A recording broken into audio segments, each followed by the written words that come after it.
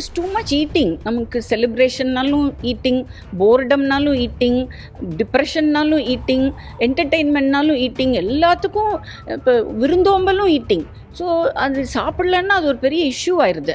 விரதம் இருப்பதால் புற்றுநோய் செல் அழியுமா என்ற கேள்வி பொதுமக்கள் மத்தியில் எழத் தொடங்கியிருக்கிறது. உண்மையாகவே தொடர் விரதம் இருப்பதால் புற்றுநோய் செல் அழிகிறதா என்பது குறித்து பேச மார்பக புற்றுநோய் மருத்துவர் செல்வி ராதாகிருஷ்ணா நம்மோடு இருக்கிறார். அவர்கிட்ட கேட்கலாம். மேம், உண்மையாகவே விரதம் இருப்பதனால புற்றுநோய் செல் அழியுமா? ஸோ புற்றுநோய்னா முதல்ல நமக்கு என்னென்னு தெரியணும். இப்போ நம்ம நார்மலாக எல்லா செல்ஸுமே உடம்புல வந்து வளர்ந்துக்கிட்டே இருக்கும். அதாவது பழையன கழிதலும் புதியன புகுதலும் எல்லாம் சொல்கிற மாதிரி ஒரு செல் 2 ஆறுது, 2 4 ஆறுது, 4 8 ஆறுதுன்னு அது மாதிரி வளர்ந்துகிட்டே இருக்கும். இப்படி வளர்றப்போ அதில் செல்லில் வந்து டிஎன்ஏன்னு இருக்கு இல்லையா, அந்த டிஎன்ஏங்கிறது ஒரு டபுள் ஹெலிக்ஸ் இப்படி சுற்றி இருக்கும். செல் டிவைட் ஆகும்போது அந்த டிஎன்ஏ பிரிஞ்சு ஒவ்வொரு டிஎன்ஏ ஸ்ட்ராண்டை திருப்பி அது அது மாதிரியே இன்னொன்று டியூப்ளிகேட் பண்ணி ஒரு செல் ஃபார்ம் ஆகும். இதுதான் செல் டிவிஷன்னு சொல்கிறோம். இப்போ பயாலஜி படிக்கிற பசங்கள்லாம் வந்து 12th standard 8th standard 9th ஸ்டாண்டர்ட்லேயே இதெல்லாம் படிப்பாங்க. இந்த மாதிரி ப்ராசஸில் நீங்கள் இப்போ நார்மலாக ஒரு ஃபேக்ட்ரியிலே நிறையா ப்ரொடியூஸ் பண்ணுறோன்னு வச்சுக்கோங்க. அதில் சில மிஸ்டேக்ஸ் வரத்தானே செய்யும். மிஸ்டேக்ஸை ரிஜெக்ட்ஸ்ன்னு சொல்லி நம்ம என்ன பண்ணுறோம், ஐடென்டிஃபை பண்ணி தூக்கி போடுறோம்.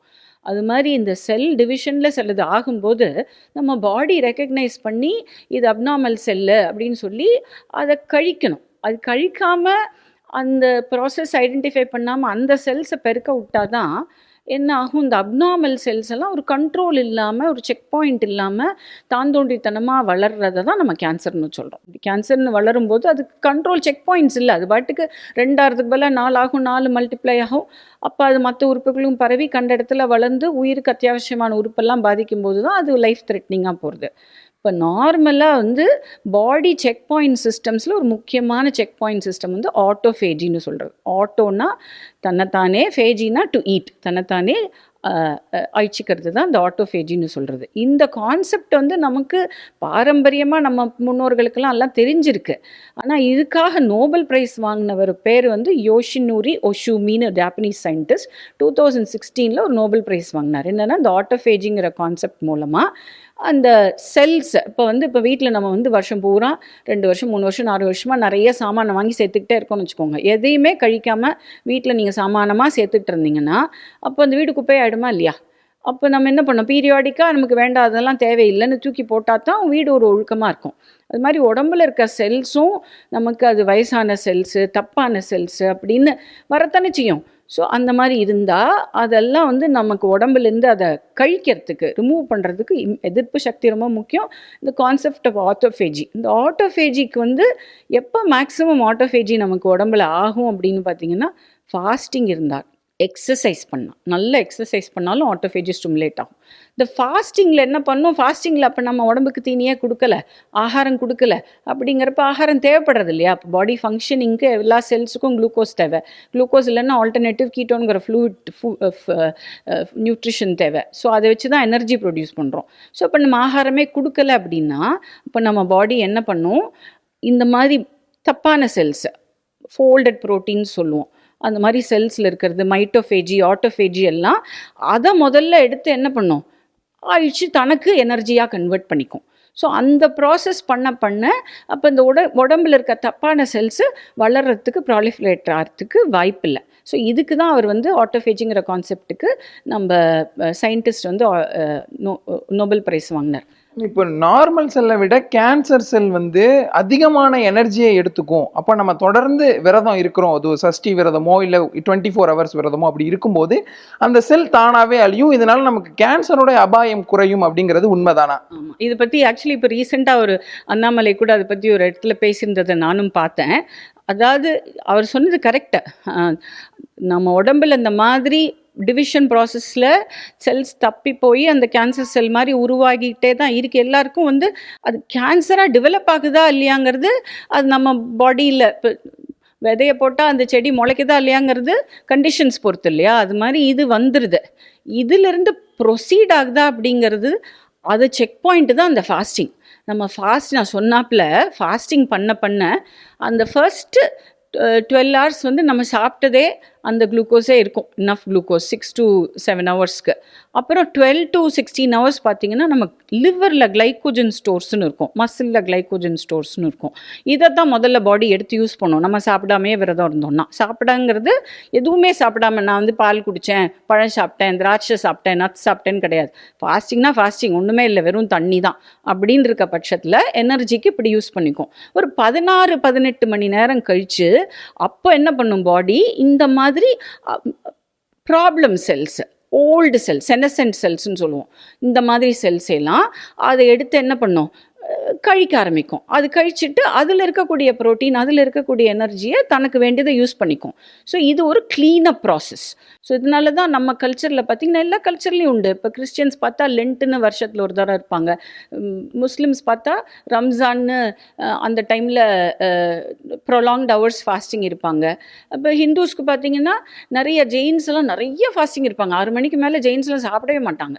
ஹிந்துஸ் பார்த்திங்கன்னா தித்தி, ஒவ்வொரு தித்தி, ஏன்னா அமாவாசை கும்பிடுறவங்க இருப்பாங்க, பௌர்ணமி கும்பிடுறவங்க இருப்பாங்க, ஏகாதசி, இப்போ ஷஷ்டி, அந்த மாதிரி. அதில் இந்த ப்ரொலாங்டு ஃபாஸ்டிங்க்கு அதுக்குன்னு ஒரு பெனிஃபிட் இருக்குது. இந்த ப்ரொலாங்டு ஃபாஸ்டிங், அதாவது வால்டர் லாங்கோன்னு ஒரு சயின்டிஸ்ட்டு இதை பற்றி நிறைய ரிசர்ச் பண்ணி 2 புக்கு எழுதியிருக்காரு. ஒன்று வந்து லாஞ்சிவிட்டின்னு, இன்னொன்று வந்து ஃபாஸ்டிங் கேன்சர்னே ஒரு புக் இருக்குது. இந்த இந்த இதில் என்னென்னா ப்ரொலாங்டு ஃபாஸ்டிங் வருஷத்தில் 3 தரம், ஒரு மினிமம் 5 days. நார்மல் பீப்புள், ஏதாவது கேன்சர் வந்தவங்களை பற்றி நான் இப்போ டிஸ்கஸே பண்ணல, இதெல்லாம் வந்து வந்தவங்க நாளைக்கு கேன்சர் நமக்கு வரக்கூடாது அப்படின்னு ப்ரிவென்ஷன் நாளைக்கு என்ன பண்ணணும்னா, ஒன்று ஹெல்த்தி ஈட்டிங், ரெண்டாவது பீரியாடிக் ஃபாஸ்டிங். அது 3 times 5 days பீரியாடிக்காக, ஒரு குவார்ட்டருக்குன்னு வச்சுக்கோங்களேன். 5 days if they are able to fast, water fast, அவங்களுக்கு இந்த மாதிரி இந்த செல்லுலர் ப்ராப்ளம்ஸ் எல்லாம் அது கழிச்சிடுறது, கேன்சர் வரத்துக்கான இது வாய்ப்பு குறையிறது. இதில் வந்து நம்ம அந்த ஃபாஸ்டிங் மெத்தடெல்லாம் கரப்ட் ஆயிடுச்சு. இப்போ நமக்கு பார்த்திங்கன்னா நவராத்திரி வருது, நவராத்திரிக்கு ஃபாஸ்டிங் நிறைய பேர் நார்த்ல எல்லாம் பச்சை தண்ணி குடிக்க மாட்டாங்க. அப்புறம் நம்ம சவுத்தில் ஷஷ்டி நம்ம ஊரில் ரொம்ப ஃபேமஸ்ஸு. அது மாதிரி நிறைய விரதங்கள்லாம் இருக்குது. அதெல்லாம் வந்து ரிலிஜியஸ் இது ஒரு இருந்த கூட scientific basis is that it helps. Cancer மாத்திரம் இல்லை, நிறைய வியாதிக்கு இது ப்ரிவென்ஷனுக்கு உதவுறது. ஸோ இதில் there is some scientific basis in what he said. விரதம் இருப்பது புற்றுநோய் மட்டுமல்ல, இயல்பாகவே பல நோய்களை தடுக்க காரணமா இருக்குன்றீங்க. வருமுன் காப்பதே சால சிறந்தது அப்படின்னு சொல்றோம். ஸோ இந்த விரதம் இருக்கிறது எதன் அடிப்படையில் இருக்கணும், எத்தனை நாட்களுக்கு ஒரு தடவை இருக்கணும், இருக்கக்கூடிய விரதம் எப்படி இருக்கிறது நமக்கு நல்லது? ஆக்சுவலாக இந்த ரெகுலராகவே தினம் பண்ணுறதே சொல்கிறோம் இன்டர்மிட்டன்ட் ஃபாஸ்டிங். இப்போ ப்ராப்ளம் என்னென்னா எல்லாரும் இஸ் டூ மச் ஈட்டிங். நமக்கு செலிப்ரேஷன்னாலும் ஈட்டிங், போர்டம்னாலும் ஈட்டிங், டிப்ரெஷன்னாலும் ஈட்டிங், என்டர்டெயின்மெண்ட்னாலும் ஈட்டிங், எல்லாத்துக்கும் இப்போ விருந்தோம்பலும் ஈட்டிங். ஸோ அது சாப்பிட்லன்னா அது ஒரு பெரிய இஷ்யூ ஆயிடுது. அது குறைக்கணும். நமக்கு அளவுக்கு மீறி நம்ம சாப்பிட்றோம். 2 நல்ல மீல், நல்ல பேலன்ஸ்டாக ப்ரோட்டீன், கார்போஹைட்ரேட், ஃபேட்டுன்னு எல்லாம் ஹெல்த்தி சோர்ஸில் சாப்பிடணும். அப்புறம் இன்பிட்வீன் ஸ்நாக்கிங் கூடாது. If any thing it should be exercise snacking, not food snacking. அப்புறம் ஒரு லைட் ஸ்நாக், அதெல்லாம் ப்ரோட்டீன் சென்டர்டாக இருந்தால் நல்லது. இன்டர்மிட்டன்ட் ஃபாஸ்டிங்னு சொல்லுவோம், டெய்லிவே பண்ணுறது. அது வந்து ஒரு 8 hours 10 hours ஈட்டிங் விண்டோ வச்சுட்டு, அதாவது அந்த டைமில் ஒரு 8 hour கேப்பில் சாப்பிட்டுக்கிறது, மிச்ச நாளில் ஃபாஸ்டிங். டுவர்ட்ஸ் அதுவும் 5-6 மணிக்கு அப்புறம் நம்ம சாப்பிட்றத தவிர்த்தோம்னா அடுத்த நாள் காலையில் பிரேக்ஃபாஸ்ட் சாப்பிட்லாம். பிரேக்ஃபாஸ்ட்னாலே என்ன அர்த்தம், பிரேக்கிங் ஃபாஸ்ட்டு. எப்போ அதை பிரேக் பண்ணுறோமோ அது breakfast is not centred around time in the morning, புரிஞ்சுங்களா? So intermittent fasting is good. அது இல்லாமல் முடிஞ்சால் வாரத்தில் ஒரு நாள் 24 hours வெறும் வாட்டர் ஃபாஸ்டிங். ஸோ அந்த டைமில் green tea, black coffee without sugar, without milk எடுத்துக்கலாம். பொதுவாகவே இந்த ப்ராசஸ்ட் ஃபுட்டுன்னு சொல்லக்கூடிய ஜங்க் ஃபுட்டை அவாய்ட் பண்ணணும். இந்த நேக்கட் சுகர்ஸை டெஃபினட்டாக அவாய்ட் பண்ணணும். Complex food. Exercise stimulates autophagy. இந்த செல்லுலர் கிளீனப்புக்கு exercise is very important. So walking மாத்திரம் இல்லாமல் ஸ்ட்ரெங்க் ட்ரைனிங், நல்லா வெயிட் தூக்கணும். அது இந்த மசில்ஸ் எல்லாம் ரொம்ப இம்பார்ட்டண்ட்டு. நல்லா தூங்கும்போது ஒரு 7 to 8 hours நல்ல ஸ்லீப் இருக்கும்போது the body's lymphatic systemல மேஜர் cleanup happens.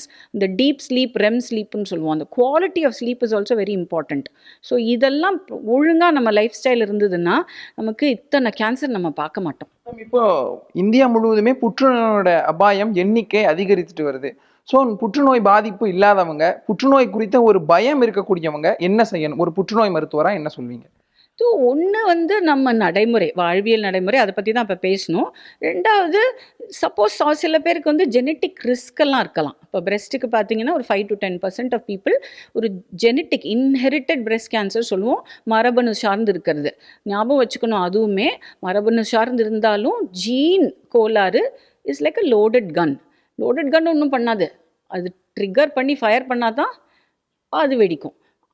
அந்த ஃபயர் தான் வந்து, இந்த ட்ரிகர் தான் வந்து லைஃப் ஸ்டைல். ஸோ அங்கே எதா இருந்தாலும் நமக்கு life style modification is important. அது சின்ன வயசுலேருந்தே ஹெல்த்தியாக இருந்துட்டால் இன்னும் பெட்டர். அதனால தான் சொல்கிறோம், அப்பா அம்மா ஹெல்த்தியாக இருந்தால் தான் குழந்தைங்க ஹெல்த்தியாக வளருவாங்க. ஃபஸ்ட்டு குழந்தை உருவாகிறதுக்கு முன்னாடியே ஒரு பெண் ஹெல்த்தியாக இருந்தால் தான் உருவாகிற குழந்தையும் ஹெல்த்தியாக உருவாகும். ஸோ ஆரம்பத்திலே ப்ராப்ளமில் வரக்கூடாது. இப்போ இன்றைக்கி பார்த்தீங்கன்னா பொதுவாக நான் ஜென்ரலாக மருத்துவராக பார்க்குறது என்ன அப்படின்னா, இந்த பிசிஓஎஸ்ன்னு சொல்கிறோம் இல்லையா, young girls, teenage girls 20s PCOS அதிகமாக இருக்குது. ஒபிசிட்டி, இர்ரெகுலர் பீரியட்ஸ், அந்த பிசிஓஎஸ்ஸே அப்படியே என்ன ஆகும், அப்புறம் கல்யாணம் பண்ணிட்டா இன்ஃபர்டிலிட்டி எல்லாம் நிறைய. இப்போ பார்த்தீங்கன்னா தெருவுக்கு தெரு பிரியாணி கடை பக்கத்தில் இன்ஃபர்டிலிட்டி சென்டர், அந்த மாதிரி ஆகிப்போச்சு. ஸோ இந்த அப்படியே இன்ஃபர்டிலிட்டி அப்படி இப்படின்னு அப்புறம் அப்படியே பார்த்தீங்கன்னா life style disorders, diabetes, blood pressure, இதில் வந்து ரூட் காஸ் ஒன்று தான், இந்த லைஃப் ஸ்டைல் ஓட ப்ராப்ளம். அதுலேருந்து வரக்கூடிய பல ப்ராப்ளம்ஸ் தான், from Parkinson's, Alzheimer's, arthritis to cancer, diabetes, hypertension, heart disease, stroke வரைக்கும் எல்லாத்துக்கும் காமன் சாயில் அது ஒன்று தான். ஸோ அதில் வந்து நம்ம சரி பண்ணோன்னா, நான் கேரண்டீடாக சொல்கிறேன், நாட்டில் வந்து இந்த கம்யூனிகபிள் டிசீசஸ்ன்னு அது ஒரு மாதிரி கான்கர் பண்ணிட்டோம். இந்த நான் கம்யூனிகபிள் டிசீசஸ், என்சிடின்னு சொல்லக்கூடிய நான் லிஸ்ட் பண்ண அத்தனை வியாதியும் 70% குறைஞ்சு போயிடும். புற்றுநோய் அபாயம் குறித்து தெளிவான தகவல்களை நமக்கு மருத்துவர் செல்வி ராதாகிருஷ்ணா தெரிவித்துள்ளார். புதிய தலைமுறைக்காக ஒளிப்பதிவாளர் அஸ்வினுடன் செய்தியாளர் வீரகுமார்.